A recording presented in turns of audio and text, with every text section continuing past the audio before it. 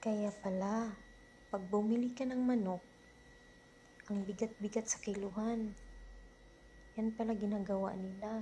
Ay, para lang kumita, gagawa ka ng kalokohan. Ka nanawa sa mga kabayan mong bumili ng manok.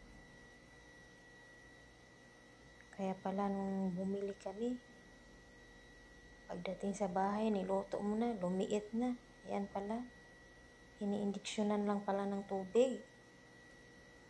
Sus Mariusip. Kaya ang mga kababayan ko, ingat-ingat kayo pag bumili ng manok. Pigain nyo na lang para lumabas yung tubig. Yan, isipin mo. Dagdag na rin yan sa kiluhan, no? Grabe, sidlit yung tubig, oy. Sus Mariusip, di man lang